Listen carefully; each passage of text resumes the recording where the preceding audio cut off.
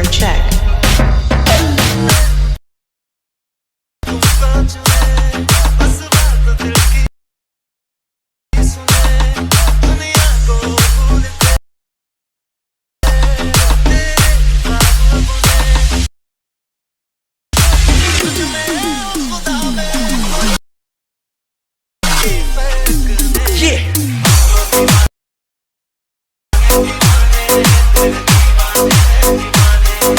Hello guys, कैसे हैं आप सब। उम्मीद करता हूँ बहुत ही अच्छे होंगे। ऐसा ही स्टेटस वीडियो बनाने के लिए आप सिंपली अलाइट मोशन एप्लीकेशन को ओपन करना है। ओपन करने के बाद इस प्रोजेक्ट को आपको अलाइट मोशन में ऐड कर लेना है। इस प्रोजेक्ट का लिंक मैंने डिस्क्रिप्शन बॉक्स में दे दिया है। इसको ऐड करने के बाद इसको सिंपली ओपन करना है। ओपन करने के बाद आपको कुछ नहीं करना है, प्रोजेक्ट दिया होगा, आपको अपनी फोटो ऐड करना है।